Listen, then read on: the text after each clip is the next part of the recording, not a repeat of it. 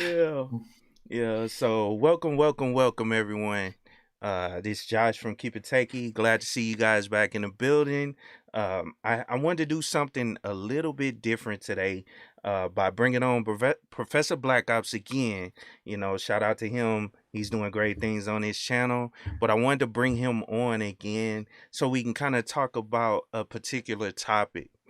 And you guys know that I use Linux. I've been using Linux for a long time. And one of the reasons I use Linux is because of the privacy aspect. And it's best to bring on somebody that actually works in that field, you know what I'm saying?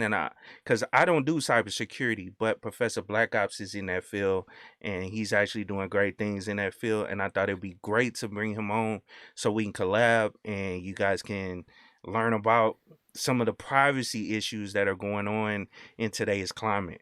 But welcome, Professor Black Ops. Good to see you. Thanks for being here, man. How you doing? Thank you. I'm doing great, man. Thanks for having me. I'm enjoying the part two. Oh yeah, Anytime you need me, just summon me and I'll definitely be in your channel, man. I thank you for your support. And I definitely want to help the community. So anytime you need me, man, just reach out. I'll be here for you, man. for sure, man. Definitely appreciate that. Now, first thing I want to do is allow you to introduce yourself for the people that may not know who you are. Oh, no problem.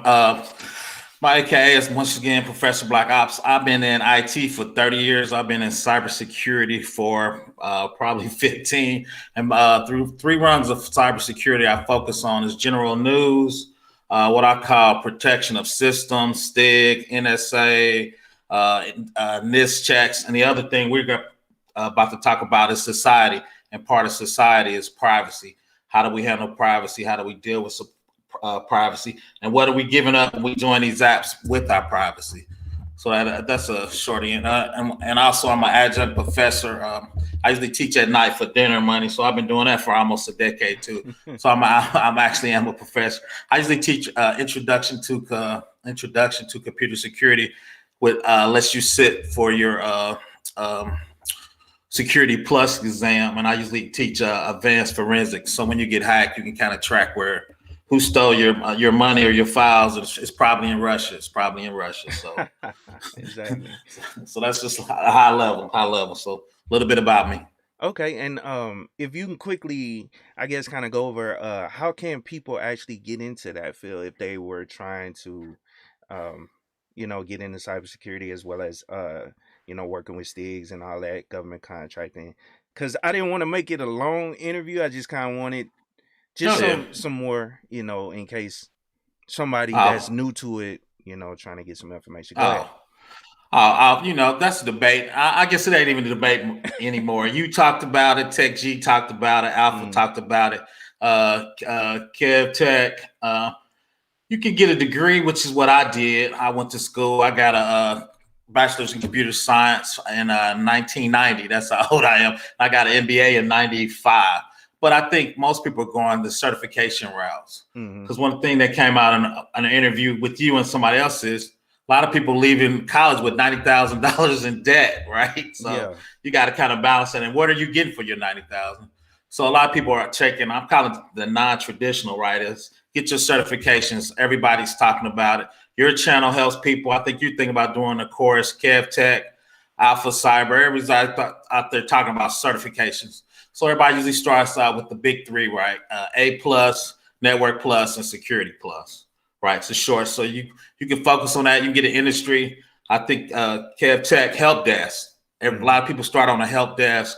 That's usually the traditional way, because then people can show you how they run the business. And a lot of times before they move you into a higher position, they want to make sure you showing up on time, you Mm-hmm. communicating well, you dressing well. Not that you have to be suited up like a high value man, but your dress code is in point with how they want you to dress, right?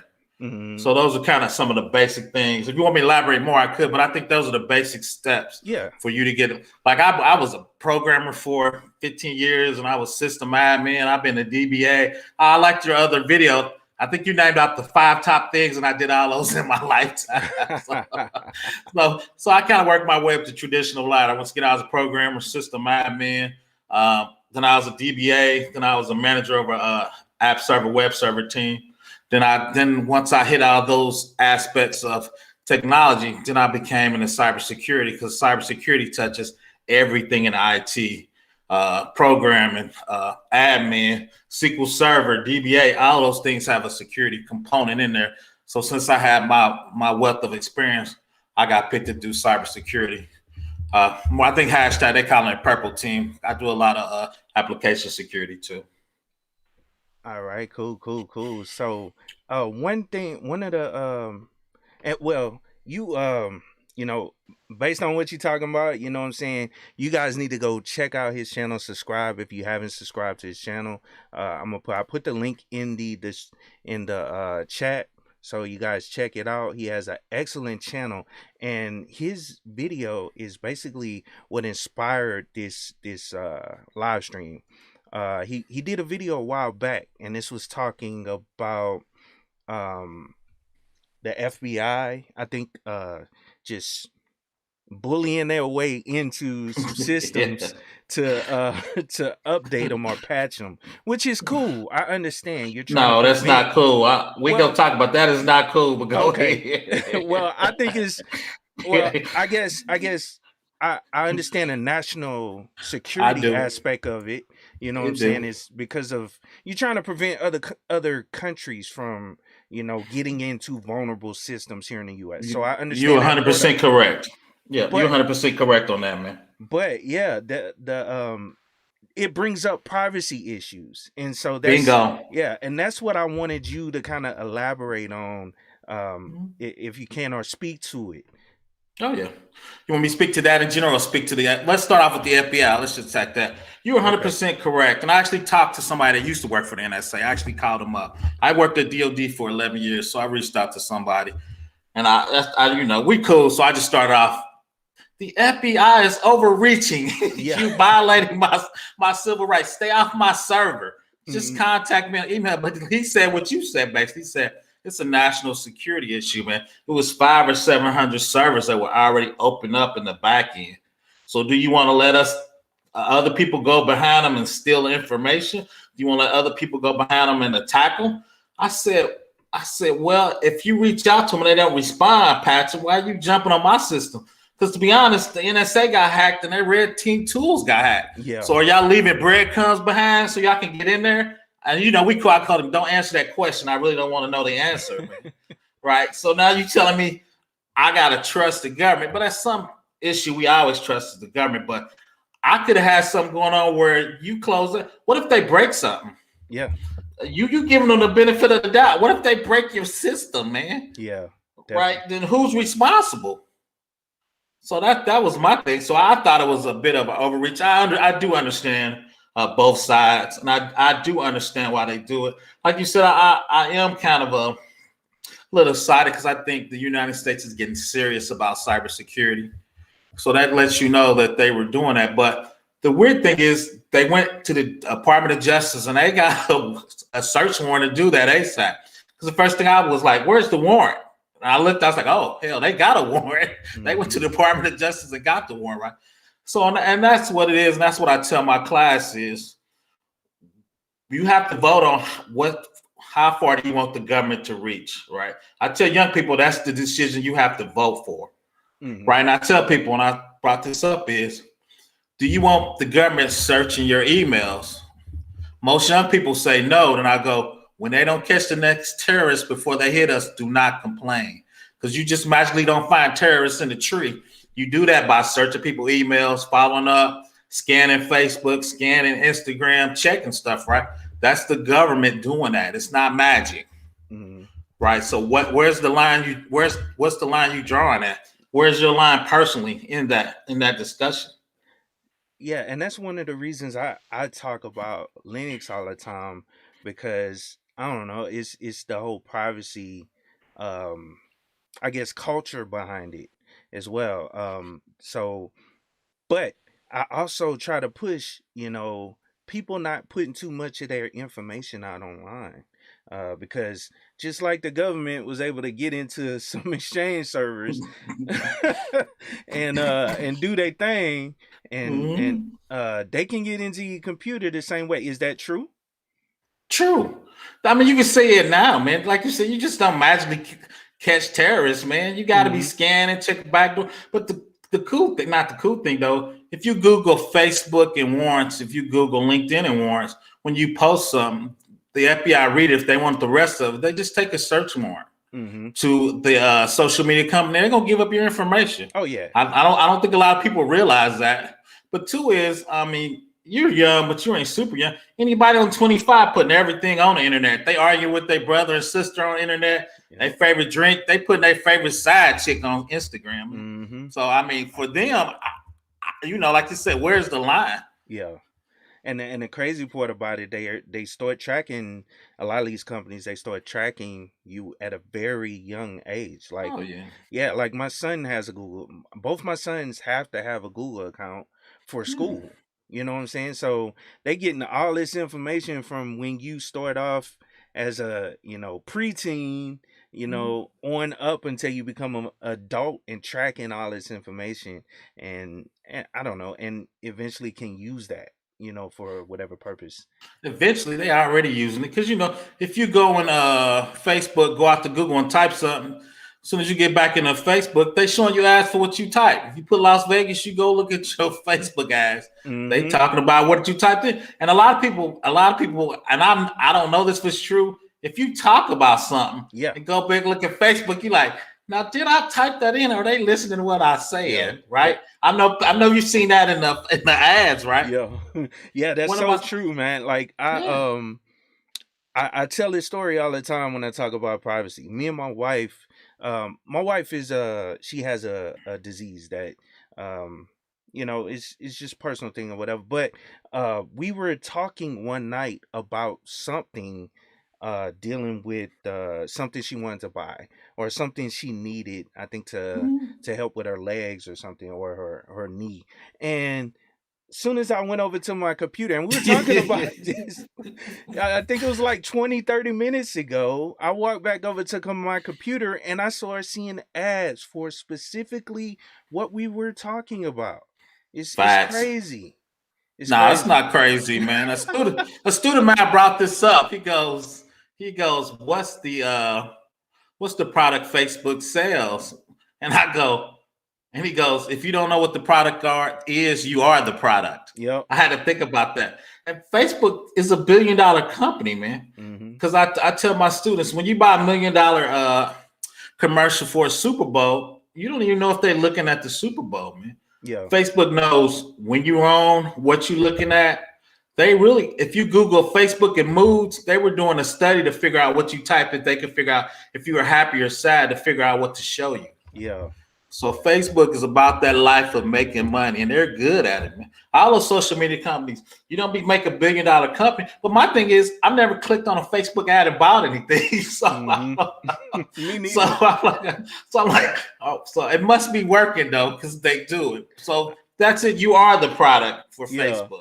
I intentionally go out my way. If I see an ad for something, I intentionally go out my way to not click that ad. And if I really want it, then, or if it's something that I actually want or need, then I'll intentionally go around that ad to find the product I want, so they don't get credit. Why you I trying to know it's shut? kind of Don't hate bad. on don't hate on Facebook. But that's it though. But the crazy thing though is we willingly give up our privacy to Yeah. Facebook. Especially young kids, man, they put everything on there. They put your whole family tree. They put what you like. They click, which I'm bad about. I go to high-end restaurants to eat because I'm chunky, so I get coupons for every high-end restaurant within a 10-mile radius of my house. Oh, I see you like this type of food. You want to come here, sir? Here's a free coupon. We give you 10% off. Come, because that's the marketing. But that's what you give up for free, Hmm. right? That's what free costs you, your privacy. Yeah. Now let me switch gears a little bit, and I want you to hit on the encryption port that you brought up earlier. Yeah. Um, um, now, what's the importance of encryption, and why do you think it's under attack? Oh, it's been on attack for a decade. And I can elaborate on that. Encryption is when you send data across the internet or you save it to a file, it's TLS, AES, 256, but long story short, it's a mathematical way to encrypt data so other people can't read it, right? So it's usually a private key. But if you Google that, law enforcement are like, that's how we catch people. So if we can't encrypt it, if we can't de-encrypt it, like we talked about, we can't catch the terrorists. We can't catch the mob. We can't catch domestic terrorists. So they're going dark. And if you look back the last 5 years, is the FBI always argue with the iPhone and Apple because Apple's got top-notch security, and they're like, we can't get into the phone. And Apple's like, we ain't got the keys, man. We can't help you. Shout out to Apple. So the government's like, hey, you got to help us. Apple goes, nope. So what they do is there's a couple of Israel companies that always kind of finds a way. Shout out to the Stigs, but the Stigs kind of every time they put Stigs put in it. Once, long story short, when you were saving your data up to the cloud, they wasn't encrypted in the cloud, so the company could get the backup and read it. Now one of the this stick check is encrypt your data in the cloud. There's a button because a lot of people weren't doing that by default. Okay. So right, so those checks are coming up. So now it's harder and harder for companies to try to figure out because every time they break them, Apple's got that patch and that fix in there. So they call it going dark. So the government, like we said, is we trying to catch terrorists and you're not helping us. So we need a back door into your system. My thing is, ain't that what your warrant is for, sir? You getting warrants, you know. But I think Apple's, they don't care. They're like, we don't even have the keys. The keys on the phone. We can't decrypt them if you ask them. So the government's like, nah, that's not gonna work for us, player. You're gonna have to put a back door in or something. Or we're gonna personally sue you. So that's the fight, like we talked about. Is it your privacy and freedom or us catching terrorists? So the FBI and the NSA was like, hey, you got to get on those companies because encryption is getting so good because every attack we get a little better and better. So, like you said, and you remember those, they always argue with Apple with iPhone. Yeah, definitely. I don't know if the terrorists love Apple, but I was like, just something. We need the keys. Apple like, we ain't got them. Yeah, I remember they. I think someone had passed, and it was a whole uproar about them trying to get into the actual phone to find out who actually. I think somebody might have. I can't remember the whole story, but I know they were trying to get into it, and it was a big fight in court about it. So. Still is because Apple's like I said, Apple's putting the keys on the phone. Apple's like we're not getting. Where Facebook, they turn on your data kind of easy. They fight a little bit, but they just turn you over. So Facebook don't care. So do you agree with encryption? Oh, most definitely. Yeah. Because that's my and shout out to Person Center Cyber. They calling it zero knowledge and the zero trust. I hate that term. Yeah. So zero knowledge means I can encrypt it and you can't see it, right? Or I'm encrypted and I know the hash, so I know what the number is in there, right? So there's like 3 or 4 forms of encryption out there that you can use. So no, encryption is the truth. And I do a lot of government compliance, and everything they talk about is encryption in transit, encryption at rest, and encryption in use. So those are the 3 things when I check a system. If it doesn't have 2 of those, I won't pass your system. So encryption is number 1 on my list, especially encryption and transit straight TLS. A lot of times SSH, you're on a Unix when you SSH in a box so you can work on it, right? You want to make sure nobody's snooping it or stealing that information. Yeah. Public and private keys, that's basic number 1 when you're dealing in Linux. So so now I'm 100% about encryption. So the question is, do I open up a backdoor so you can break my encryption or look at my encryption? My answer is no, because when you do that, you weaken your system and the posture in your system. So you're actually create a vulnerability. So if I know that backdoor is out there, I'm gonna try to find it. Yeah. Right. Exactly. If the government said it's out there, I'm gonna try to get it to. And our government, we have been failing, aka solar winds. So I don't think we need to be putting any more vulnerabilities in systems. Shout out to Russia. Yeah, I know, right? Now, what do you think is behind all these hacks that are happening? Because I noticed on your channel as well, you've been talking about a lot of different hacks, like bookings.com. I know it's a couple that have Clubhouse data leak. What are your my highest one is OnlyFans. Shout out to OnlyFans. Check your pics, stay out there. I know, right? No, it's just an easy way too, is because I think we're lazy with computers, and you always show on your channel, which you do a great job of. It's easy to spin up a web server. It Yeah. might not be secure, but you can spin one up with a click, Mm-hmm. right? And I think a lot of people are doing that, and they're not thinking deeply enough. So if you're a script kiddie, I can go out and get a Kali Linux. Man, I got 1,000 ways by just hitting a button to attack you. Yeah. Right. And I don't even have to attack you. You hit the malware and it encrypts your all your disk drives. Then you gotta pay me to get the key to decrypt your disk, because people don't do backups right anymore. Yeah, that's true. Right, right. So that's easy money. You know, I was joking in my class. I was like, we should be $100 million ransomware group, top Professor Black Ops team, right? Because you just somebody click that button, start deleting disks. I 30,000, you can get that key back. Mm-hmm. And the sad thing is, a lot of hospitals get killed with ransomware because their security teams are weak at hospitals, so they be getting tore up. So it's just easy. Too. It's just so easy to do it, man. Especially if you in shout out to Kenny Conjo. You in a third world country, man. He's showing sex trafficking in third world countries. You go out there and do ransomware, you make $30,000. That's probably 10 years salary, man. If you're in Vietnam, Africa, some of those third world countries, man, you get a couple ransomware. And if you get a hospital, they got $30,000 in their back pocket, man. You know. Yeah. So I mean, so it just makes it so easy, man. So if you got a PhD in a third world country, that's the easy way to make money, man. And you know, we the evil empire, man. They don't care. We got it. They think we got it, man. Everybody over here is securing the bag, high value, man. So we got $30,000 in our socks. So we got it. We got it.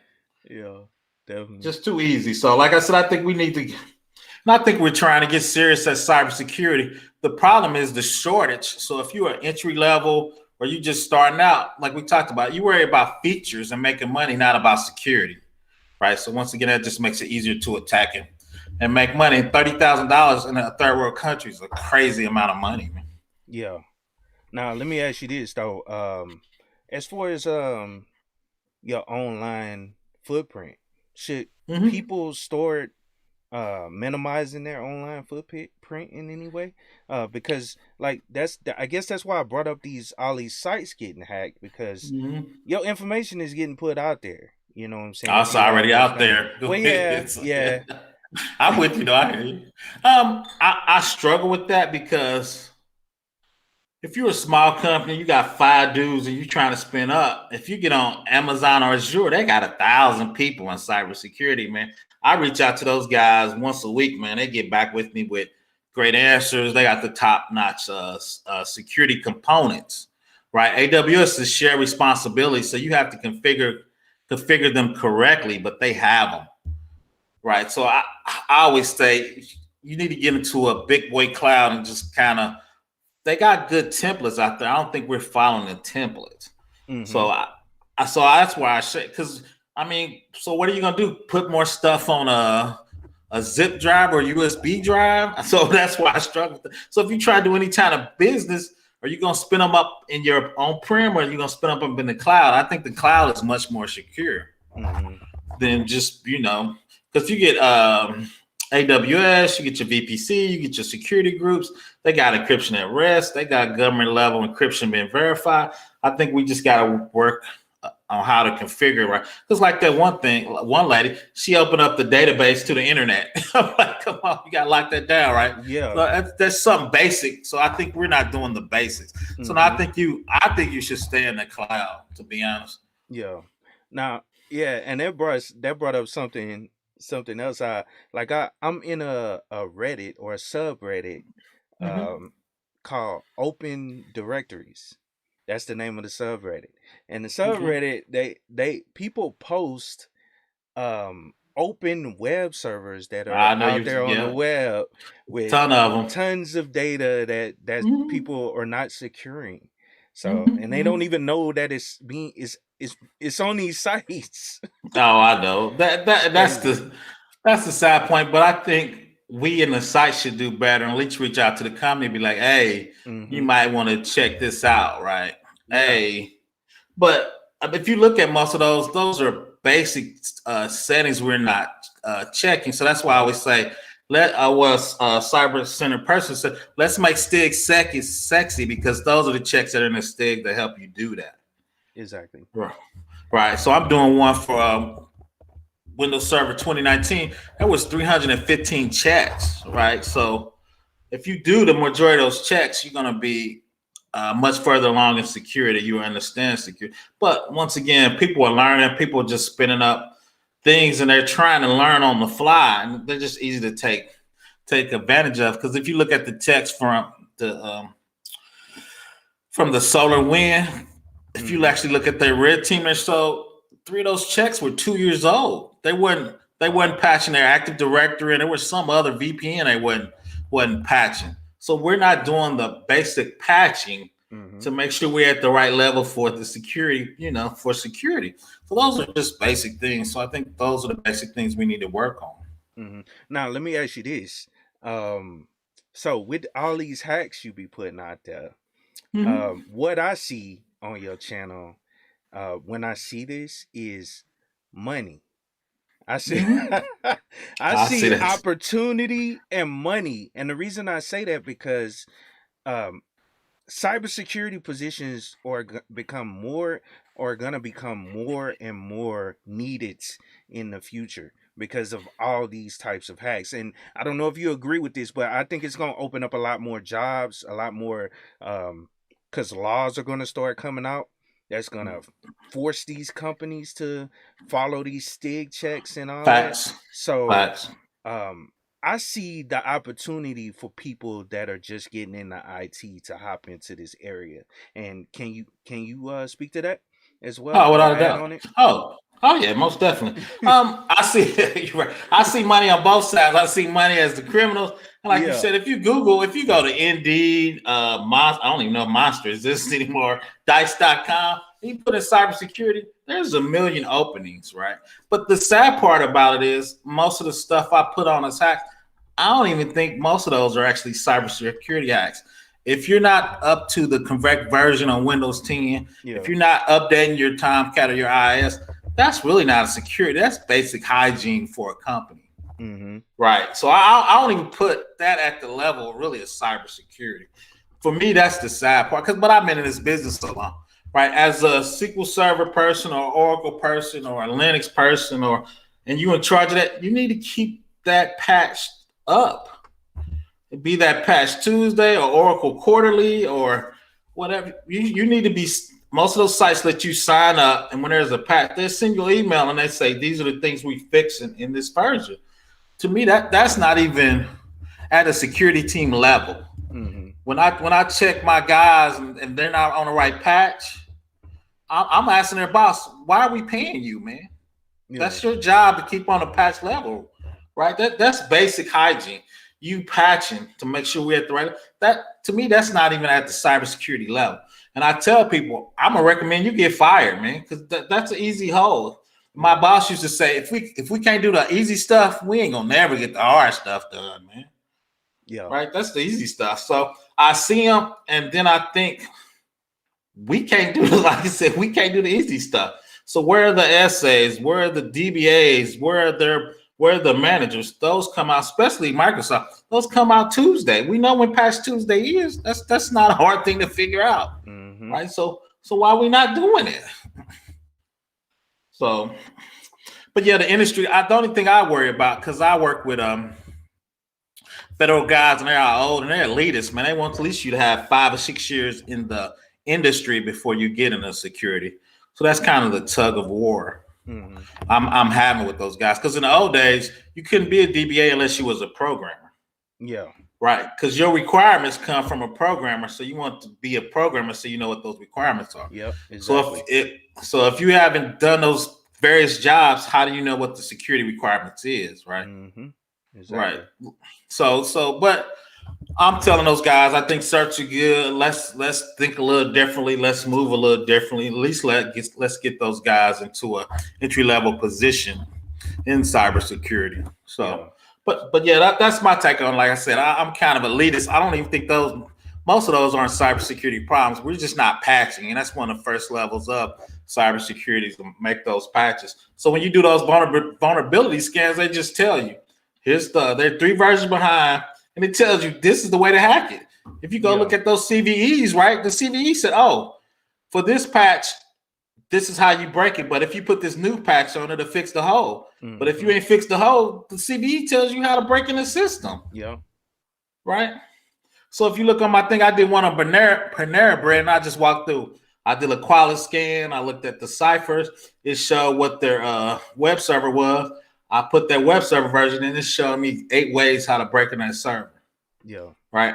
And I'm not even a red team guy. Shout out to Alpha Cyber Security. That's him, Kenny Conjo. I'm not a pen test guy. I'm not a red team guy, but I do compliance. So I do basic stuff to check where I'm at when I apply the STIG. So, but once again, I don't think those are security issues. Those are basic patching things that should be in any company at a low level to get that stuff done and those holes fixed. Okay. Okay. Now, let me give a couple shout outs right fast. What's up, Dart Low? IQ, thanks for being here. He basically says, what VPN or cybersecurity system do you recommend for personal finance use? Ooh, I have to think about that. I'm usually, because I'm in there, I usually use Cisco, but that's a little pricey. Yeah. So I need to think about that on personal use. I'm usually in the government lane, so they have big pockets because those are your tax dollars. So I'm usually Cisco in that area. And if any of you guys have any questions for I'm about to mess up my words for Professor Black Ops. Man, I can't speak right now, man. You good? You good? Shoot them up in the comments box, and I'll definitely ask them, man. And shout out to you, Mace. Taggart, I definitely appreciate you being here. He says, appreciate both of you brothers. Salute to you, man. And Complex Design, what's up, man? How you doing? Good to see you in the building. Person Center Cyber, good to see you. You know, definitely good to see you. See Over, Zachary, who else? And Gordon Maxwell. I don't know if you in here today, but I know I had to push this stream back because I had some issues come up yesterday, and I know you commented that yesterday. But if you in the chat, man, shout out to you for definitely being here, man. Salute. Now, I'm trying to think. It was something else I had written down. Let me see. You want me freestyle while you look that up? Yeah. Go ahead. Okay. I had a couple things after that FBI. If you look out to Google has this thing called geofencing. So if there's a crime, they get your phone, anybody's phone that was within a mile radius of that phone. You don't have to be talking that phone, just a mile radius. The government and the FBI has your phone, and they're putting a warrant out for your records. That's kind of a big area, but so once again, your privacy is being stepped on because you were in the vicinity of a crime. Not that you committed a crime, not that you even were in the picture of the video cam of the crime, but you were in a mile, so your phone number's coming up. So they're going to dig into your records and kind of figure out if you were communicating, if you had something to do with it, or were you with the criminal. So once again, is that an overreach of your privacy? I think so. I'm 4 blocks away just because my number comes up. I wasn't with the guys. You didn't see me on no video cam, but all of a sudden you bringing up my records to Verizon and you asking for my text messages. You reaching out to like we just talked Facebook, and you getting my text records, and you looking at my streams to see if I'm showing money or something on it, right? So the question is overreach. I believe it's overreach. Once again, I tell the young people, you got to vote on that in the governance and tell the government what you will settle for and what you will not. So those are some of the other things that people don't realize. Google's giving up your information. Facebook's giving up your information. Amazon's giving up your information, right? So all these companies are stepping on your privacy. So how are you going to vote for that, and how are you going to push back for that, right? Mm-hmm. So, yeah, I definitely agree. Now, I heard you say, well, hold on. Let me get to Pearson right fast. She posted something in the comments. I read that patches are not done because it requires downtime, and downtime equals loss of money. What are your thoughts on that? That's true and false, but KeepItTechie can chime in on that. That's why we make DBAs work at night and on the Yeah. weekends. So for my company is every Sunday or any, but most people have a Sunday. Once a month we pick out and you get a 6-hour window to patch when you need to. And I'm gonna let you, is that true or false? Nah, We don't care about that's DBA true. sleep. That's true. We don't care. That's why I stopped being a DBA. I'm too old and I need to sleep a lot. Yeah. So company needs to put up at least one Sunday or whatever day you pick. So I work for companies that are usually 24/7, but we'll pick a 4-hour window and you got to get it in. And two is, and KeepItTechie can chime in. Every holiday we trying to do the most because we try to get caught up on our patches. Do we care about Techie's holiday? No, we need him to come in ASAP. I'm screwed. Right. And we don't care. Yeah. But people know that. But that's why we pay them what we pay them. Shout out security bag. So no, but I don't think that's an excuse. Most large companies. And two is with software as a code and infrastructure as a code, we're getting a lot better with patching. And I think big companies know that because I used to do Oracle. So what they do is it's an A and B. So if A is active, I can patch the B side.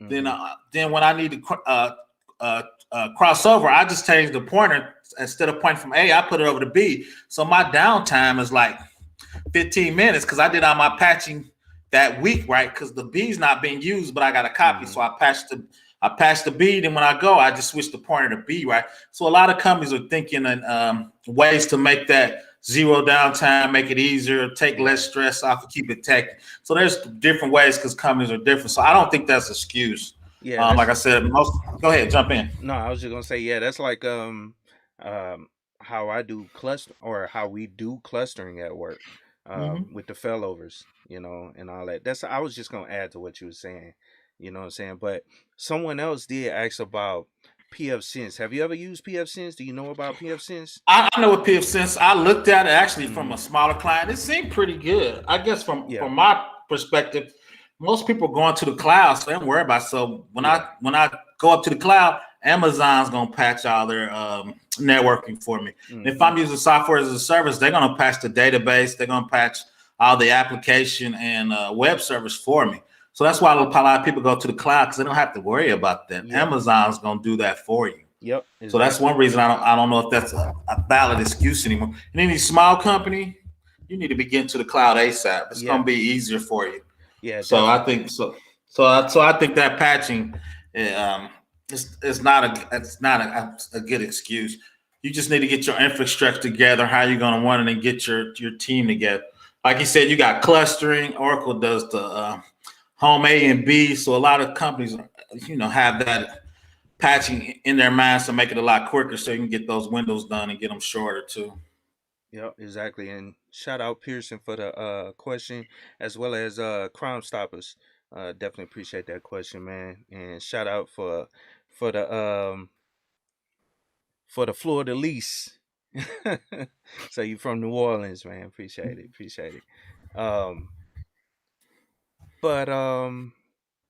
So that was pretty much all the questions I have for you. But if there's anything else you want to put out there, promote your channel, whatever. And I already put it on there. So anybody that watches the stream afterwards, please subscribe to Professor Black Ops. He puts out a lot of great information, man. I definitely support this guy, and I'm gonna keep pushing his videos and his channel because of what he's doing. But go ahead, Professor Black Ops. If you got a couple minutes, I want to hit 2 other quick topics. Oh, go ahead. You could. We talked a little bit about this. Everybody in Ring Doorbell, people don't know, and I talked about this a couple times. Ring Doorbell has a partnership with the police. The police will pay half your bill for Ring, but what they do is any streams that come off your Ring Doorbell goes to your local police department. So if you're walking in front of your neighbors, your face is going to show up in the police scan. Wow. Right. So once again, is that an overreach of your privacy? Right. So. I think so. But my neighbors give me a shout out if they're going to send me to a police scan. But my neighbors, they're a little older. Oh, you didn't do anything. You should be okay. No, I just don't want to be in the police station. Man. Yeah. Right.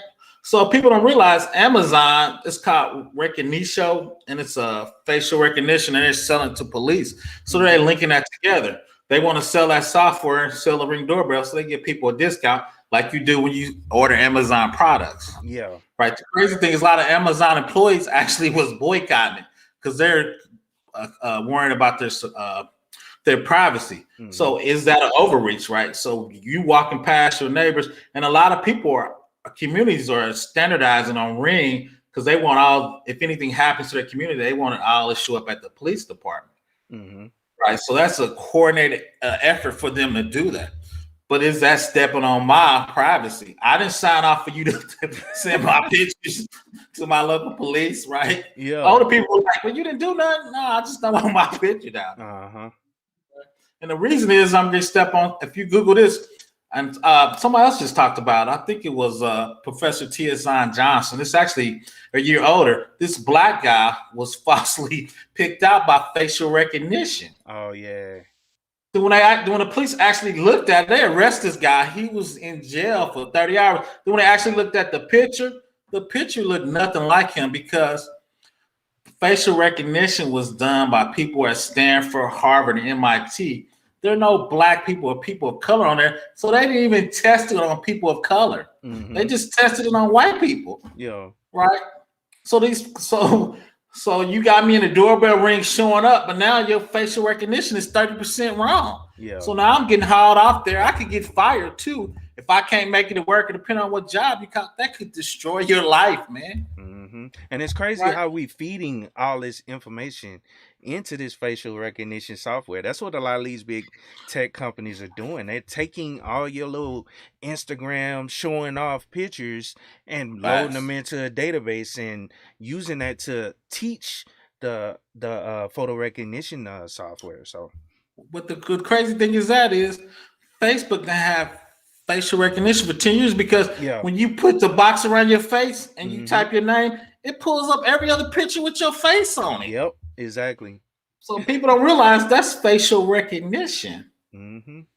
Right? So you got doorbell, once again, picking up your picture, and facial recognition software is 30% wrong with black people. So now you in there locked up, trying to get bail money, trying to figure out why you got arrested, right?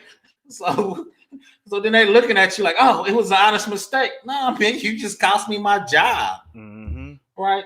So that once again is that an overreach? Is that an overstep of privacy by a company and your government? All right? Because your government needs to be regulating that stuff. Yeah, definitely. Right? So and they're not. So once again, that's the overreach. And two, we talked about this again, 23andMe, and all those background hereditary companies. Yeah. If your DNA's in there and the police scans that DNA, if it's close to another DNA from a robbery, that's your cousin. They're gonna bring you in to testify to figure out where your relatives live, right? Because if the DNA is close, that means they're related to you. Yeah. I didn't let 23andMe keep my DNA to share with the sheriff or the FBI because they're just pulling out warrants and just using that as their database now. Right. Once again, is that an overreach of your privacy or not? I think it is, but I'm old. I'm old and grumpy. Everything's overreach. Everything's overreach. Right. Shout out to Gabe in the box. Yeah, let me shout him out. Thanks, Gabe Bay.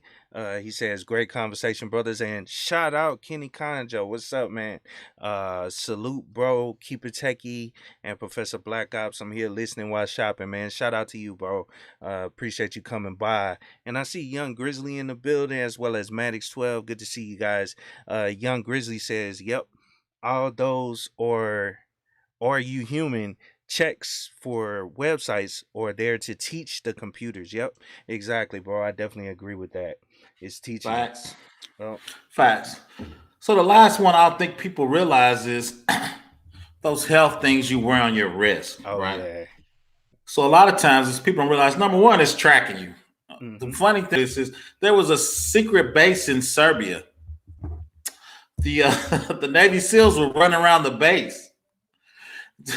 They had a challenge to special forces across the United States, so it showed the light around the base because they ran around the outside.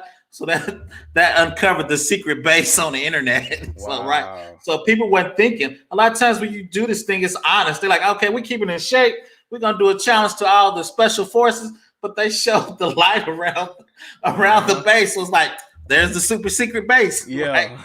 So those are stuff when you do cybersecurity checks on them things you're not important, they are important. Even anytime you wear anything or thing is posted to the internet, you need to do a review of it. Then the other part of that too is it's checking your blood pressure, it's checking your vitals. It really knows if you're in shape or not. Yep. Right? It knows it does your cholesterol after sweat, right?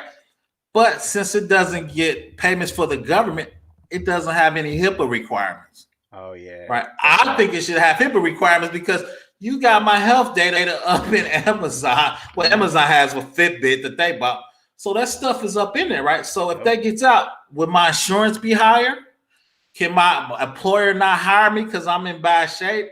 I got high cholesterol. You know, I'm old and chunky, man. I got a few issues. Nothing crazy, though. Got a little high blood pressure, a little cholesterol. I'm trying to eat Cheerios. But could that stuff affect me from getting higher? Right? So that's what we got to think of, once again, as privacy. Right? So what should we do with that data? Should that be HIPAA data now? Just because they're not getting government payments? So what should we do with that as a society, right? Or do we care?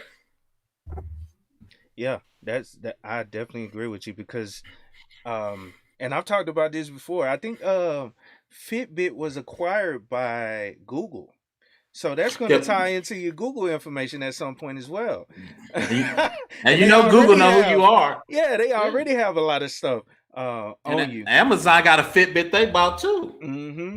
Yep. So they got all the information. So, but people don't realize they're gonna know you sick before you know. They're gonna know quietly.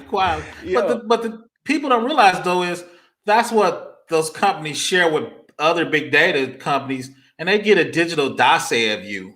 Mm-hmm. People don't realize. So that's what people pay for. When you look at Equifax, they did it more for numbers, but now they're starting to put health with you, who you deal with, what friends you hang around, right? Because most people say you like your top 5 friends. So if top 5 friends of yours are a little iffy, people might not hire you. So they're doing a digital dossier but once again, we give them the information freely, right? Facebook, Instagram, all of them. You know, I'm trying to get my Snapchat chat game up. I'm old, man. But you know, but all that's creating that digital dossier about you that I don't think people realize that people are doing that, right? Mm-hmm. And like we just talked about the geofencing, if you got your location on, even without your location, Google know where you at almost to the millimeter, man. Like I was driving there, like, oh, did you go to this restaurant? How was that gas station? You know, I work in a building with 12 floors. They knew what floor I was on. Wow. They say, oh, you work at this department. Can you help somebody with a question? I go, how you know I'm on the 3rd floor, man? Wow. Right? So, I mean, that's the stuff we're giving over from a privacy standpoint. Mm-hmm. You know, I call it digital redlining. You know, I try to make it big. So, you know, that's going back 60 years. You know, they kept us in the neighborhood, made it more expensive. So is this I'm calling it the new digital redlining. Wow. Right? So what are we signing up for? Yeah. Right. Right. Because, you know, they know where you live. They know the prices of it. Like you said, if you're in bad shape, all of a sudden your insurance could start going up. You're trying to figure out why, because your high blood pressure up, because you don't put it in Fitbit. Yep. Right?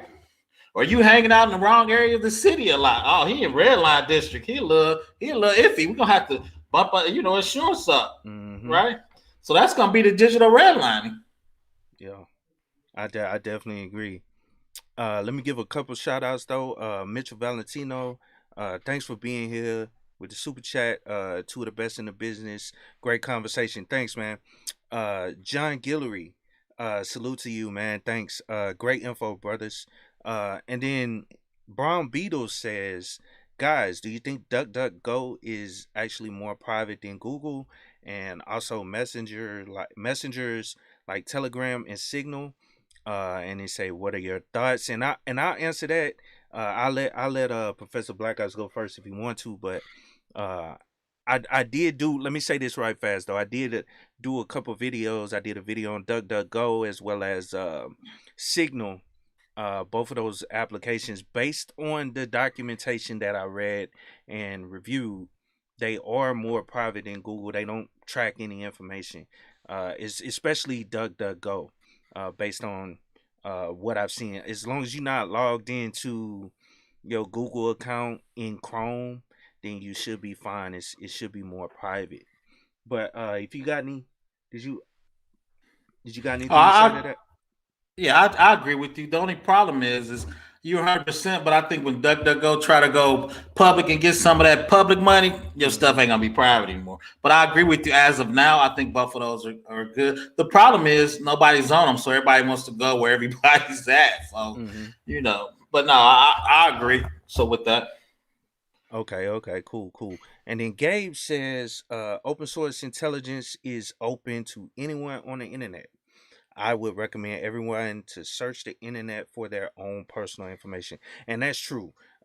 Most people's information is out there. All you got to do is, if you know somebody's real name, you can find a lot about a person just by searching their name on the internet, especially nowadays, because it's all being tracked and tied together. It's a relational database.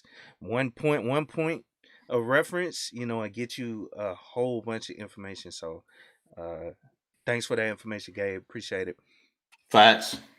Yeah, and let me look through the comments a little more. Let's see. Maddie says Google Health is coming back. Yep.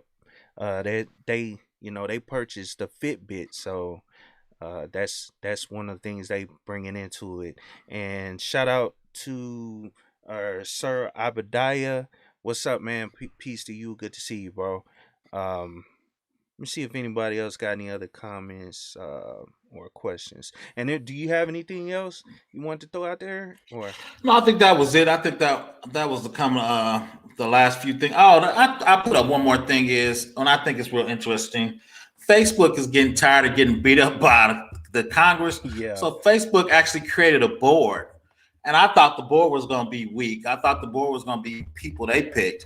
If you Google Facebook board, they got scholars around the planet trying to figure out if they should give you your account back, right? Because they hmm, actually kicked off Donald Trump, which was a little interesting. You could kick the president of the United States off your platform. I was a hmm, little surprised. So they actually created a board of scholars. You can go out there and Google it. It's pretty impressive. So from a privacy standpoint, I think people were complaining because they think they were getting judged wrong by Facebook and they thought they were getting picked on. So if you're at a certain level, they're not going to do everything. But if you're at a certain level, aka the president of the United States, you can actually go in front of a board. And I think Mark Zuckerberg, Congress, been eating him up over the last 5 years. So they actually created a board of people to make that decision. And the hmm. crazy thing is, their last 3 or 4 decisions went against Facebook and what they think to do. So everybody they reviewed, they actually put them back into Facebook. So I thought Okay, that was interesting. So yeah, yeah, that is. But let me see. I think I'm gonna wrap it up though.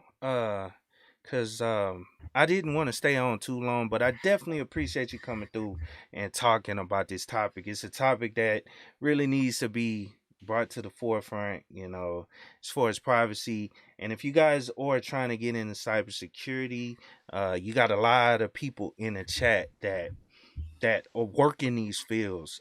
I've met a lot of people on the internet, man, in the last year or so that are in these fields and doing great things in these fields and don't mind helping you guys. So anybody that's watching the replay, whatever, you're trying to get into cybersecurity, these guys are, on top of it and putting out some great information to help you get into these fields. But like Kenny Conjo, Pearson Cyber Center Cyber. She puts out great information. Gabe Bay, and of course my guest Professor Black Ops. He puts out a lot of great information, and I appreciate you coming on to do this talk. And I wish I had a little bit more time so we can go a little longer.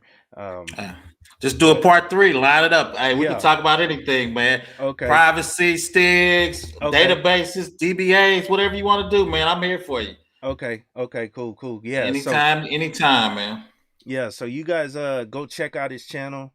I think I put the link in the chat again, and it's definitely in the description of the video. Go on and check out Professor Black Ops. I really like what he's doing, like I said earlier, and I really I like to promote people that are doing great things, in my opinion, and putting information out there to help people.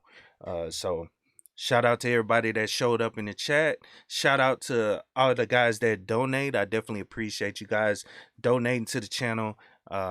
We need to support each other, you know what I'm saying? And I'm not no I mean, I don't know everything, you know what I'm saying, and that's why I bring in a lot of people that are experts in their area of whatever field they're doing in IT. So I definitely appreciate you guys again.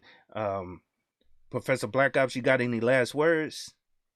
Tell Gabe to stop hating on the sticks. No, thanks for having me, man. I actually followed you first in the Manosphere and the tech guys, and you helped me meet all these guys, man, like Gabe Egg, Kenny Conjo, Cyber Center Person, man. I followed your lead, so I definitely appreciate you for having me on. Anytime you need me to come on and chop up a topic, man, just name the day. I'm here, man.